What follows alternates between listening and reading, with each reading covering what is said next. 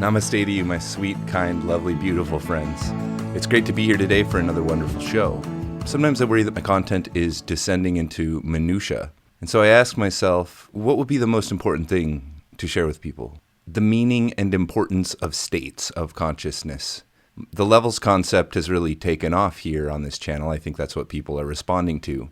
The two primary contributions of integral theory are levels and states. I would say these are the two things that you will probably find pretty shocking, and in my case, for both levels and states, as I discovered them and I discovered these models of them to be true, it made me feel a little bit betrayed by my culture, because I was like, why is this not a commonplace mainstream topic? It's very fundamental to human life. It very much helps us to understand the very problems that we struggle with. And this is also true of types and quadrants and lines, but really levels and states are the two vectors that integral theory really brings to the forefront and offers new solutions on. I've watched this community and I've had this goal. I've had various goals. One of them is to legitimize states. Another one of them is to legitimize levels and to culturally normalize level 7, integral perspective, integral modes, integral ways of talking.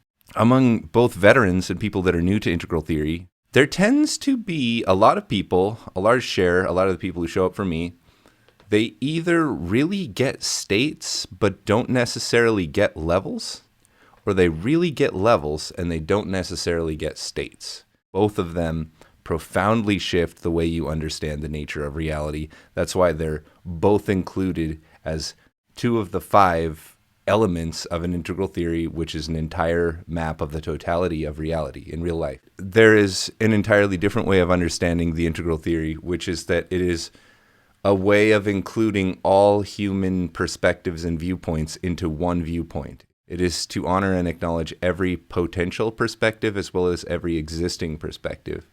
And so we represent them in this map of reality. Most of my videos have explored that model, and I feel like I've done a pretty good job thus far. I feel like people are comprehending what that all is. Even states of consciousness, I feel like I'm getting across essentially what this state is described as in plain English. These are transrational things that you can symbolize them with words and you can communicate about them. This is what integral theory offers us, is new ways to communicate about them. The experience of them is the only way to really know. Knowledge is a problematic way of thinking about it. If you don't have these experiences, it's safe to say that you don't know. And it's safe to say that I don't know. There's nothing wrong with that. If we open ourselves to the mystery, if we open ourselves to the unconscious, the unknown, it stands to reason that we have to relax a lot of these restrictions we place on things as we assume we are rational, discriminating people. But nevertheless, that filter that we put on everything is missing something very, very fundamental.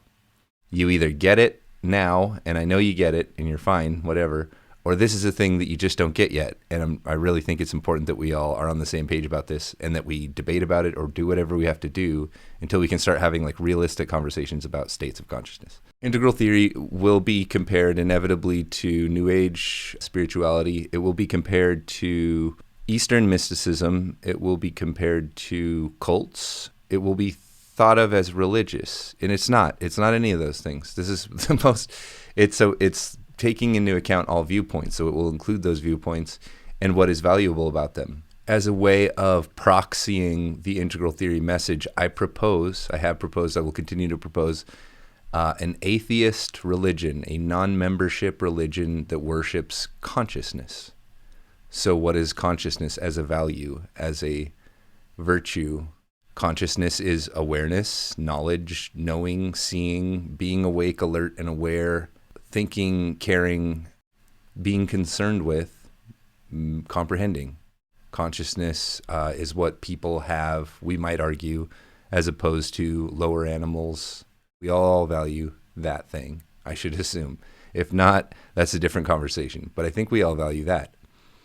So what about just saying that's the cardinal thing to value? The very experience that I am is this astronomically rare experience of being animate matter. That's a very special thing. And it is also to suggest about the nature of reality that reality produces consciousness. Whatever rules you want to assign to reality, it's plain to state that reality produces consciousness. And so that is what we could call the creator, that there is some dynamic or mechanic to the universe, let us just say, which also has internals. Through us, we're conscious, so we know it has internals. We appear from our own perspective to make decisions, so we experience free will, so we believe we have internals. Whether that's just something we're imagining, well, if we're imagining it, that's internals. That's what we're talking about. In any event, we know what we're talking about when we talk about internals, consciousness, subjectivity. That itself is already miraculous in nature. It's a really strange thing for a universe to do that we must acknowledge about ourselves. So that's consciousness, right? That the universe is waking up, expressing itself through us.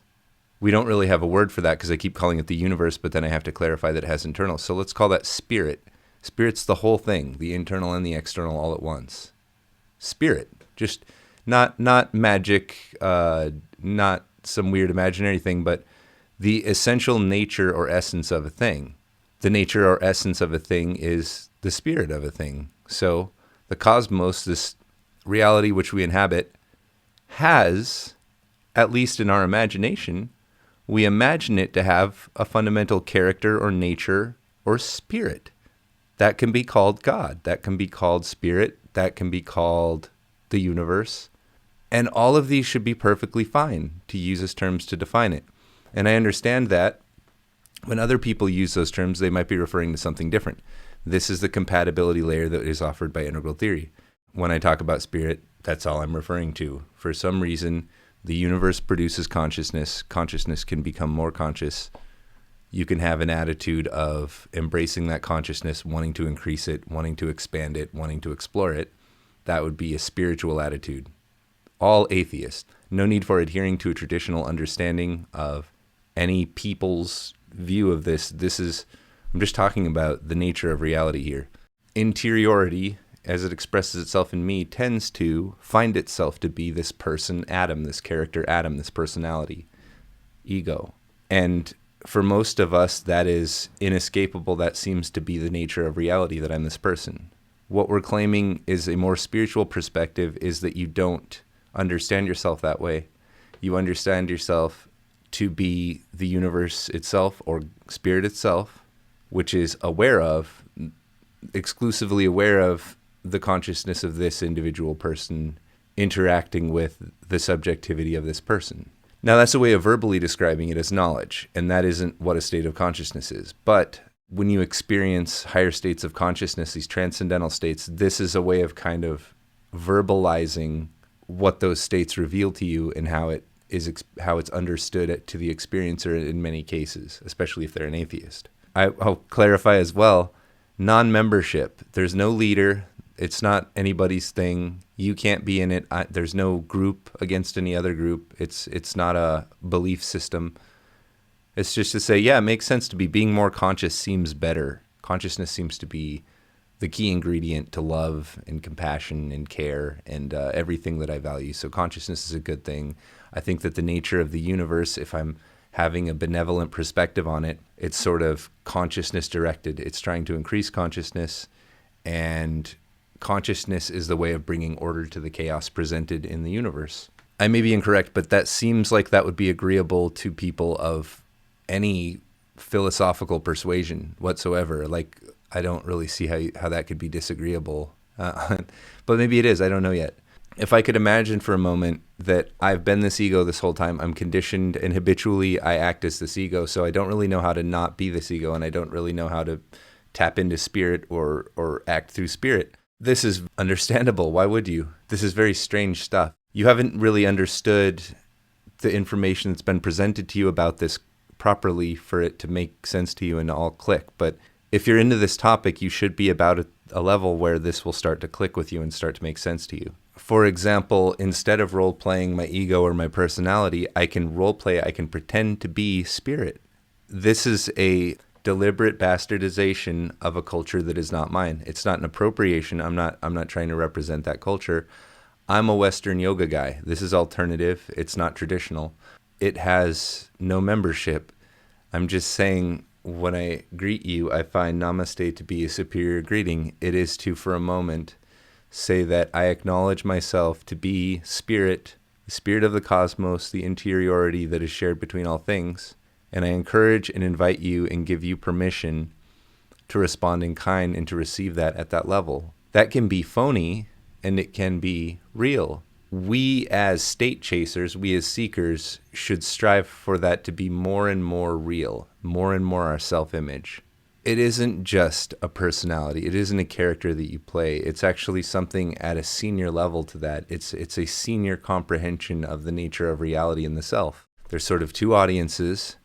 One is I've stumbled into states somehow, some way, and now I'm looking for like a rational atheist way of understanding what these states of consciousness are, in stark opposition to what I call level 7 strict mode, which is fascinated with levels, not really buying into all this mysticism crap, this weird saying there's like enlightenment and all this stuff. And unfortunately, those state people are often just green meme. They don't get levels because they aren't level 7, but they've had states, so they're very curious about that, and they have a lot to contribute. The levels and the state as a combo pack is increasingly rare, right? One of the key advantages offered by religion and religious traditions is they give you a vocabulary to express these sorts of things. So this is why I went to the trouble of unpacking the dialectic of saying namaste as a greeting in my videos, because the English language doesn't really have a word like that. And if I were to say like bless you, shalom, something like that, it would be received with numerous connotations that would take it in the wrong direction. So I find that to be a superior term in this cultural context, just as I find yoga practice highly compatible with integral, as does Ken Wilber. The integral person will sort of need something like this to bridge the mind-body, subject-object, to sort of start a practice that gets us into states. Yoga is not coincidental here. It's not a tangential interest. It's very in line with the desire to access states realistically long term. There's sort of Dunning-Kruger with all of this stuff, and I really want to kind of put myself in the shoes of someone approaching this saying, I'm really into levels, I don't quite buy states. Okay, spirituality is superstition, and people band together in these membership groups, and that's done good things historically, but we essentially have outgrown that. It is a worship of mythology and bureaucracy. It makes people feel secure to think that they're going to heaven or that they can attain some sort of release from the suffering of life. And all of that is just sort of fantastical, wishful thinking, wish fulfillment. It's indicative of the human psyche that we would create things like this. So this is a sort of modern day atheist level 6 perspective. Great. And you come upon levels of consciousness. See, there's these higher levels, and higher levels seem interested in states. Maybe you're at a lower level and you've encountered states. I want to be clear, you can have all these states at all these levels, but you'll only interpret them from the level that you're at. The native home of the level is third tier, which is something we haven't seen in the world yet. These are strange things, very strange. But they are native to the human mind. They are native to what we are. Everyone can do states. We now have a vocabulary that will enable us to discuss these matters of spiritual states and spiritual matters in an atheist context without reference to some tradition or some deity or some superstitious thing. A second tier phenomenon, thing that emerges, I would say at level 8 particularly, is that paradigms kind of dissolve into a singular like meta paradigm, right? I have no trouble identifying with people of various religions and agnostics and atheists. I don't fundamentally see myself as a belief system or identifying with one. I just see that, okay, all these people agree on this, and I can kind of see what they're saying in any event, in any case. And that's about as far as a truth claim can get you in general. I think that level 8, rather than like accept or reject paradigms, it sort of merges them. It takes what's of value and tries to enhance and integrate that into a meta paradigm that includes all the valuable parts of all other paradigms. It is not at all incidental to need to make a bridge between a secular and a spiritual understanding at level 8. It's essential. What does this mean? How can there be disagreement here? Either one side is right and the other is wrong, or some sort of integration has to happen here. You can't actually reject either side because you'd be rejecting a major part of what reality actually is. Strangely enough, I know this is surprising. You're approaching this at level 6, approaching level 7, you're understanding levels and you're saying, well, okay, I get this now. Like the ego, the me, I go through these levels. Other people go through these levels. Society goes through these levels. Wow, that's crazy. Okay, that all makes perfect sense.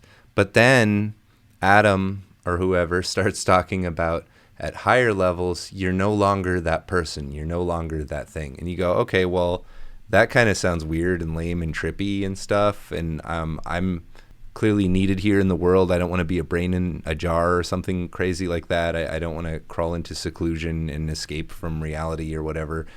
I want to impress upon you that that's exactly the opposite of what's going on. By not experiencing the totality of your mind, you're hiding from a significant part of the experience of being human. You're missing really important features of this experience that really change your outlook on everything in a way that really seems positive.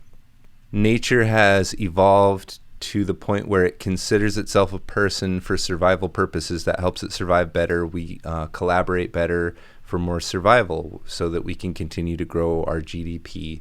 And I imagine myself having this story of a person. You're still all on board with this. And it's only when I say that all of that is imaginary and can be transcended that you drop off. Now, this isn't everyone. This is my audience. I mean, not my entire audience, but this is the people who I'm talking to that I think we really need to sort this out together. If you're interested in this, that suggests you're up somewhere in the middle already. So I'm not talking to people at like level 3 or 4 here. I'm talking to people 5, 6, 7 here. As you get into those higher levels, you kind of natively understand this on some level, and none of this is very controversial to you. So it's very natural to then shoot back at me, okay, what are you saying changes about how you understand reality through these states? It's a very natural thing to wonder. It's a sort of ineffable thing. You really kind of just have to see it to know it. But the advantage of integral theory is we can begin to talk about it as people who aren't qualified to talk about it, as a way of pointing ourselves toward having a genuine capacity to talk about it. So first of all, states has various meanings, and in integral theory, states kind of means all of those meanings at once. When I say states, like uppercase S, states is one of the 5 elements, I'm talking specifically about transcendental states, because those are the meta categories. Those are the biggest zoomed out view of states of consciousness. If we focus on the gross realm, beta and alpha brainwaves, the experience of being human, self, ego, personality, consciousness, like we're doing now, we could talk about an entire galaxy of states: happy and sad, depressed, excited, in love, drunk, stoned, crazy, manic, depressed, bored, annoyed. So all these states, right? States. And we could say, this pharmaceutical product induces this state of consciousness. And we could say hypnotists aim for these sorts of states. And we could say that healthy states are like this. So states is this entire frontier. But there are meta categories. There's these big categories of states. And to home in on this, I'm not going to, this whole video isn't about, again, I'm just breaking down the categories right now. That's what I've done mostly. This video is about the connective tissue, but let's just go straight into it and just cover this really quick. We all recognize together in ordinary consciousness, everyone has in common that we have ordinary waking consciousness, dreaming consciousness, and deep sleep consciousness. We're aware that this is the case. A couple of things I'd like to point out is that most of us are not awake. We're not present during our dream state. Sometimes we are. Usually it's pretty fuzzy. When we wake up, we generally forget all the dreams that we had, and many of us believe that we don't dream because that forgetfulness is so thorough. That's about what the average person knows about the dream state. But it is a state of consciousness that is clearly very different from the waking state. In the dreaming state, there is no sort of objective reality. It's all generated by the mind, and it's all imagined. And it seems, in its own way, it seems just as real as waking consciousness. You buy into it. You believe that what you're experiencing is real. Your mind is capable of reproducing realistic scenarios without them being objectively present. Interesting thing to consider. Now, the deep sleep state, we tend to, nearly all of us, experience it as total unconsciousness. We have no idea what happens there. Time just passes, and then we lose that time. and then we're awake and more stuff happens. I always like to point out, if someone comes up and kicks you, you'll wake up. So someone was there paying attention. Someone was sitting there watching, waiting for something to happen. When you got kicked, pain flared up and something went, oh, there's pain, I better wake up. Interesting that something's conscious, but you're not there. You're not awake, you're not experiencing, you're not present. So those three great states that we experience are not the transcendental states, but they suggest things to us that may be of interest as we pursue transcendental states. Essentially, what transcendental states are, it sounds disappointing, but is bringing consciousness into dreaming and deep sleep states, bringing conscious, awake, alert awareness into those great realms of consciousness. And that makes it sound like it's just a weird, dorky thing that you can do. But this is where there's sort of a faith statement here. In order for you to feel motivated to do that, and it is very difficult to get good at doing that, you need to understand that having that experience completely changes the way that you understand the meaning of life and the nature of reality. And to describe it to you, it kind of, in plain terms, it does not do justice to that. It just sounds like a strange, weird thing you can do that doesn't really mean anything. See, because from that perspective, from a transcendental state perspective, all these thoughts that you have are just some weird, dorky thing that you can do that's pointless. But to see the actual nature of yourself is a sort of cardinal purpose in life. It's sort of a thing that we don't know that we yearn for throughout all of existence. We don't know that it motivates a lot of our actions. It makes us desire attachment and makes us feel incomplete, which can lead to horrible anxiety and depression and a lot of the symptoms that we suffer from as mortal people. So does having these states somehow cure you of that or free you from that? Yes, it does. This is a strange thing to claim. But this is the claim. This is the spiritual claim. That as you enter those states and become familiar with it, it transforms your relationship to death and suffering and pain to the extent that mythical stories make more sense in terms of pointing out transcendental realities as well as everyday lessons. And we find that there's a reason why religious mythology has been selected. The religious mythology which becomes canonical, which becomes mainstream, is transcendental in nature and suggests to you routes and methodologies for transcending the experience of being an isolated ego and understanding yourself more to be the benevolent consciousness of the universe, the creator that exists prior to time, the ground of being. I want to do my best here for the non-convinced, let's just say atheist person, but it's just as common in religious thought to reject states of consciousness, not understanding that they are the basis upon which the religion was founded, pointing out instructions for states. How would you prove that you're completely free of pain and suffering and attachment and loss? How would you prove that to everyone? Well, for one thing, we wouldn't want to put anyone through that. We wouldn't want to make anyone like a sacrificial lamb. I feel like one way to understand the story of Jesus is that this is an example. This is a person who, throughout betrayal and loss and torture and murder and disruption of everything he stood for, he nevertheless remained strong in his conviction and devotion to God, the Absolute. And that made this person free of that suffering, that set that person free from suffering, and he sat at the Lord's side. He was not neglected, but chosen, of course, because he's the most important person in the world for having done that work of pointing that out. I'd also point to people who sit in the full lotus and set themselves on fire to protest people murdering each other. What they're saying is, as someone who can do this to myself, who's transcended suffering, I'm telling you to stop hurting each other. That's a really interesting thing to do. I think that really distinguishes a person as a spiritual authority. We wouldn't want to test people in that way. It's just a thing that if it were to happen, if you believe those stories, some of them are on film and some of them are in writing hundreds of years later, there are a great many occasions that we could point to that suggest that a genuine spiritual ability and conviction can make you behave as though you believe yourself to be immortal or to be of a central importance to what happens in the cosmos. And those should be thought to be valuable things, even if you don't agree with the beliefs of that person. In very secular terms, let's try, just today as an essay, to explain what each of the transcendental states of consciousness reveals to us who don't believe in them. But let's just say, spontaneously, you happen upon this transcendental state of consciousness, you don't dismiss or reject it, you kind of internalize it and go, oh my gosh, what did that thing teach you? I've described these states elsewhere, and those descriptions can get pretty lengthy, and there's a lot of qualifying language. So I'm just going to skip the descriptions. What I think the psychic state reveals to you is that it is within your power to explore your subconscious, and that it's an endless ocean of information.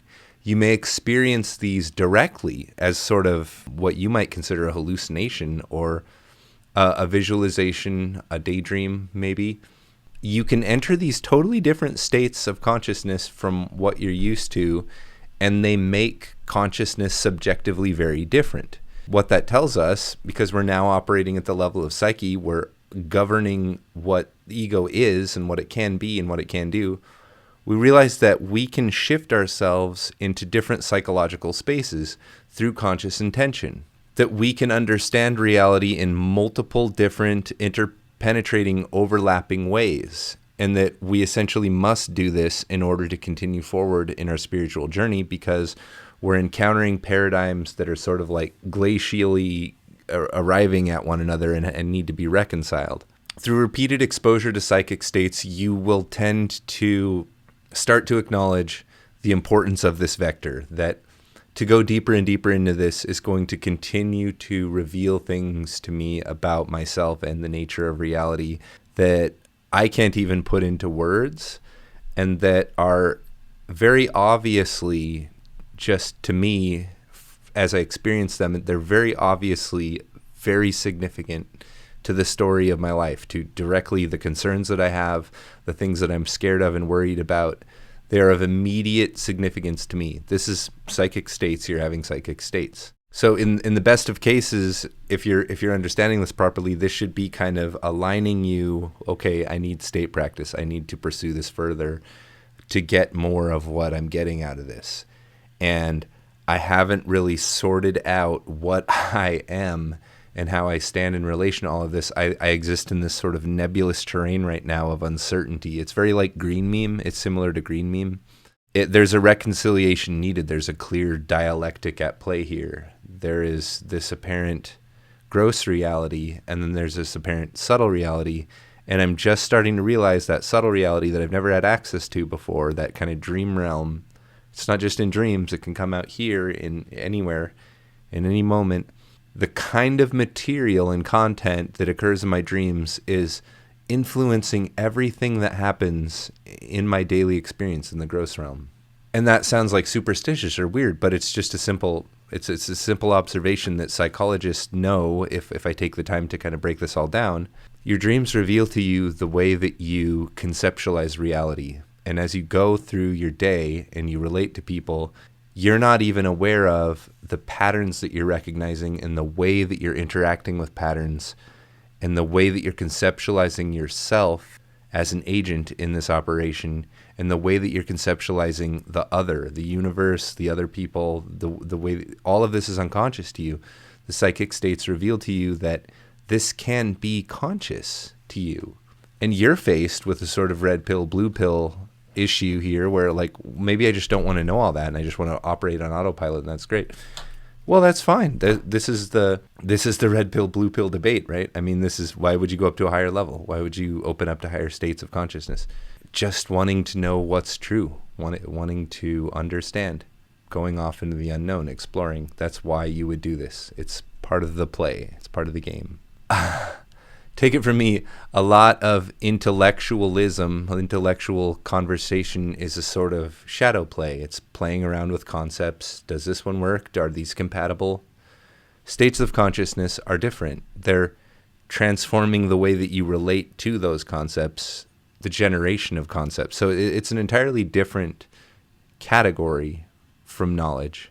Getting into subtle now, what I would call consistent subtle state practice, you're a very spiritualized person. Your experience of reality is very informed by your subconscious content. You're about as like conscious of the subconscious as a person can be. This makes for a lot of quirks or adherence to a traditional quirky way of understanding gods and goddesses and deities and things like that. But if not, then if you're an atheist or whatever, you'll have a sort of quirky way of characterizing everything, because at this archetypal subtle level, we're needing to give names to these characters that emerge in these patterns, and you'll find vocabulary emerging if you don't already have it. And that's great. This is what integral theory offers us, atheist spiritual vocabulary. To make progress through subtle, to really comprehend subtle and to internalize and to become proficient in subtle relating to the dream state, but as conscious awareness, either while dreaming or awake,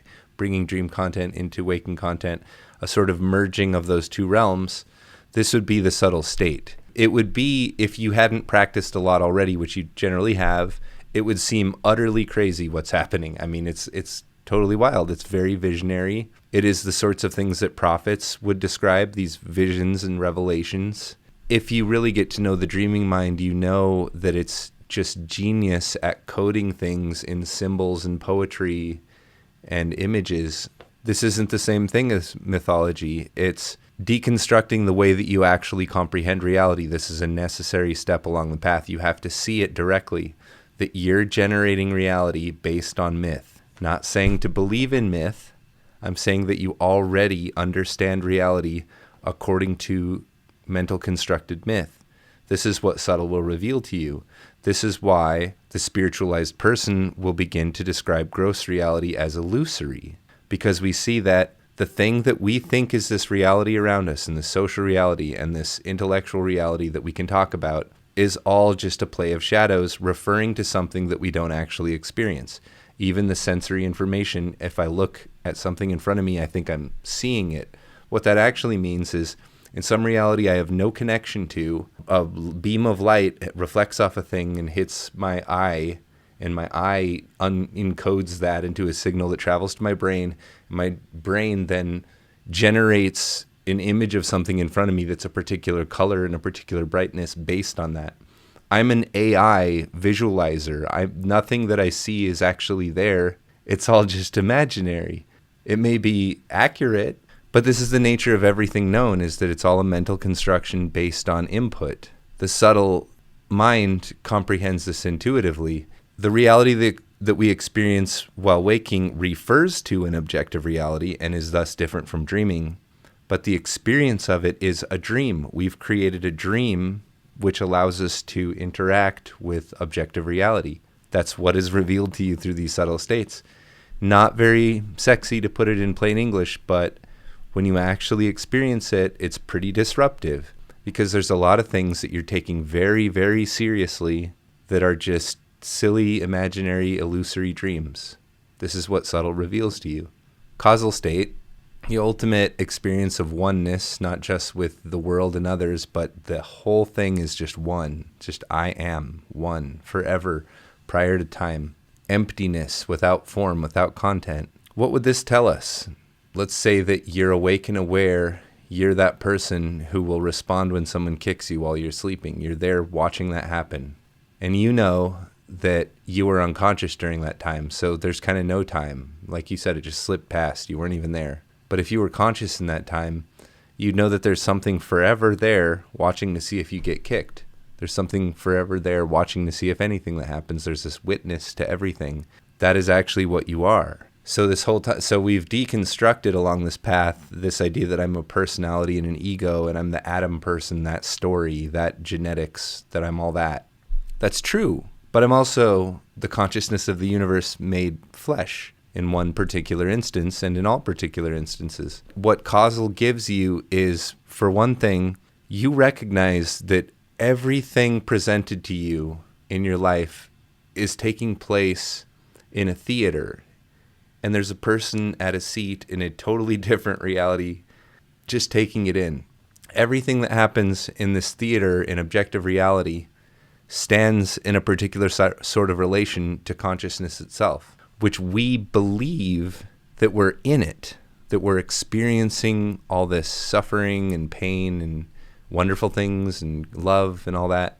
But if you spend some time as just the awareness itself, you know that that is the thing that you are. The transient experience comes and goes within that. And that doesn't sound like that's a big deal. But when you have that experience directly, that you're awake and alert inside of a person that's not there, you're just simply awareness all by itself. And you see that that's the same thing everywhere. It demolishes this sense that you've always had your entire life, that your life is special and that your happiness is important and your health matters and all this story needs to go in a good direction. So is that unhealthy? That seems unhealthy, right? That seems like it would be nihilistic. It doesn't change anything. It's just the nature of reality. It sets you free. None of the rules have changed. It's still perfectly reasonable to be a good person, even if you're free. Why wouldn't you be? What kind of weirdo would be a jerk if they were perfectly free from suffering and pain and fear? It's almost unimaginable. That's the devil. One should assume that we would want good. The enlightened perspective simply witnesses that and has no attachment to the outcome for good or for ill. That's what the causal reveals to us and what it means. So now we imagine ourselves as being sort of this disembodied, alien, disconnected thing. And nothing could be further from the truth. There's nothing more essential than an enlightened person. Non-dual is, I'm just going to say, is a fluency in all three of those realms, gross, subtle, and causal. They're all active throughout the day to some extent, and you have a graceful ability to move between them at will or as the occasion requires. You have constant consciousness throughout waking, dreaming, and deep sleep. You never aren't conscious. The experience is felt as a sort of immortality or godlikeness, but you're still just the same. You're re-entering the marketplace with open arms. You haven't changed. Nothing has changed. The rules haven't changed, but you're just free. It's kind of the most open-minded way you could possibly use a human brain. And when I say you, that's assuming that you aren't there, that you believe yourself to be an individual person with suffering and isolation. That non-dual perspective, enlightenment, is not experienced as an isolated one thing. It's all four quadrants at once are one thing. This is all just one thing. I'm not here. I am here. I'm the whole thing, blah, blah, blah. Dissolution of language no longer makes sense. And this is the case whether you experience it or not. That's why it's always already the case before anything occurs, before anything is manifest. Non-dual is just the basis, the ground of being. So why bother to realize it? Well, from this perspective, there's no reason to do anything because you're radically free. And I propose, why not? Pourquoi pas? Of course, from the position of the relative, from the position of a mortal, it's definitely in your interest to be free of everything you fear and everything that hurts. But the problem is, you don't believe any of this to be true. We're talking about strict mode level 7. I'm a rational atheist, and sure, I hear what you're saying, but what I see is people go into these weird states, they think certain things, it changes their mind about certain things, whatever. Nevertheless, my situation is what it is. I'm not particularly troubled by my mortality. That's not the big issue I'm facing. I have very earthly issues, and none of this stuff really seems all that relevant to me. Yeah, this is what the first and second tier are. We should expect everyone in the world genuinely believes that. Whether they say they believe that or not, they act as though they do. That's why we say that third tier doesn't exist. To whatever extent your primary purpose here is enlightenment, you would be a third tier individual. So I try to point out the effects that these states can have on your worldview, but these are not worldviews, these are states of consciousness. Worldviews are levels. So it's kind of different here. We're really not talking about knowledge. We're talking about ways of comprehending reality in the present moment. So a very natural question to ask maybe, what authority do I have to talk about states of consciousness? Do I not need to present my own credibility and my own credentials? I've made cases elsewhere, but I would like to just say it's probably more interesting to see if I can talk about states of consciousness and claim no authority, no experience. That would be really interesting. How close do I get with that claim? We've seen the atheism versus religion debates, and we see that no progress is made. One thing that I don't see much of is an atheist saying, well, actually, your religion is true, and you don't understand it well enough to fully experience it as being true. Your version of it is imaginary. As an atheist, I can say that your religion is more true than you realize. Because most religious people think that spirituality is make-believe, and I'm saying that it isn't. But most people believe that spirituality is make-believe. And so then you get into idolatry. You base everything around the authority of a person or a statue or a book or anything but the experience of spirituality in the present moment. You make a fake version of it for everybody to rally under because you don't directly know how to experience it. That's a dead giveaway that you don't understand what spirituality is if you're highly religious. You're looking for some sort of way for this thing to work in reality. So you make an isolated compartment of reality and say, this is where this truth can exist. The religion of consciousness exists everywhere. It's for everybody. It has no membership. It's just what is, that we worship consciousness. Consciousness is the purpose of the universe, purpose of time, what we're trying to accomplish as people.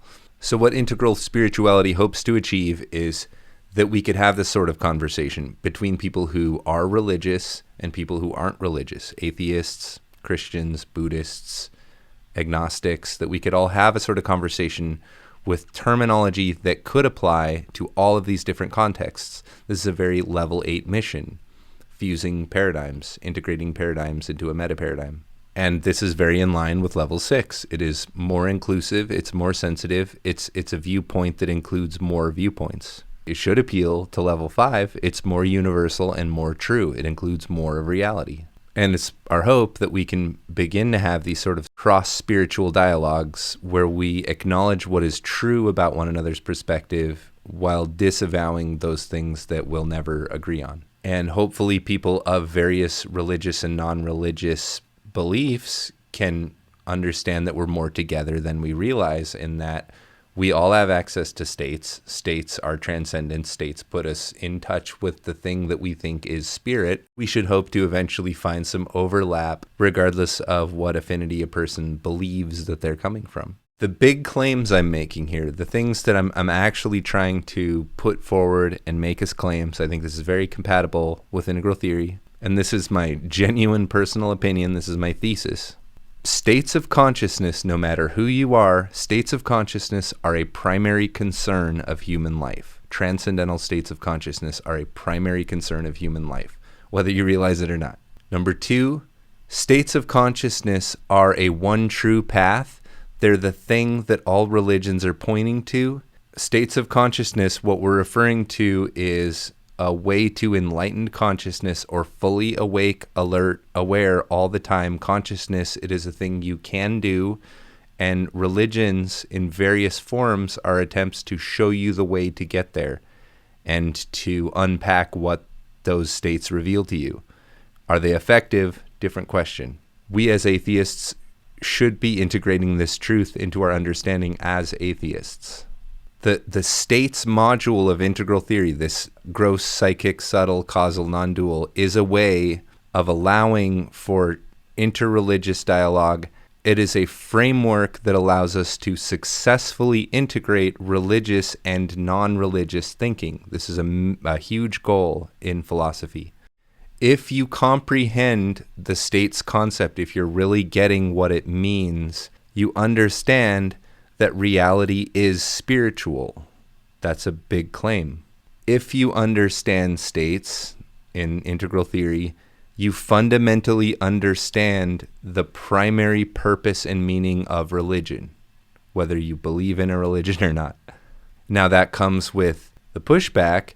If you don't understand states of consciousness, you fundamentally don't understand what religions and spirituality have to offer, which is a lot. Those are the claims that I want to make in this video, and I wanted this to be its own separated, isolated video. I attempted to look at the camera a lot and not say, I hope I have achieved that. This process of being a spiritual atheist is, of course, very dialectical, and I think that we're making tremendous progress on this front. As I move into debating the strict level 7, that's going to be a theme for a moment. I think that this is the key to what I'm really trying to push for, what I'm feeling, what's important to fight for right now in this movement, in popularizing and legitimizing and normalizing integral theory and spirituality into mainstream culture. I'm finding myself to really need to represent a level 8 perspective, which embraces both levels and states into a meta theory that allows everybody a fair opportunity to be included in this discussion. And we're going to look at it from a zillion different perspectives in the coming weeks, but I think this is the most important thing to do right now. I feel like we've unpacked the model. Now it's time for some connective tissue and talking about how this really applies to your life and the unfolding of history in the world. Be sure and give me a like or a thumbs up, or hit that subscribe button if you haven't already. I seem to be one of the only people that's talking about integral theory like this, and I hope that's a good thing. And vote with your feet to make it a good thing, make it popular, share this video, get it out there. I'm doing my best. It's my pleasure to be here in this strange circumstance, and we are going to unpack the hell out of this baby. I just was feeling a little creatively constipated, and I wanted to get this out even though it's the middle of the night. And I can't talk loud, and I'm in a weird situation all the time. Love you. Say yeah. In case you forgot, you're exceedingly beautiful. Your appearance, your soul, your wit, the way you engage with people. You're strong, you're resilient. People really look up to you and think highly of you and consider you a kind person. You're very worthy of everything that you have. Deserving of everything that you have, and you're great at expressing your gratitude and appreciation for the things that you have. You're very plugged in and aware. You're very powerful, and I encourage you to continue on your best foot, doing the best that you can in this limited realm. And I say again to you, namaste. I say again that I love you, and I say that I hope you're saying yeah and understanding just how awesome you are, and just how awesome this experience is, and just how awesome it is to have this opportunity right now to participate in this global emergence of second-tier consciousness. It's a nice place to be.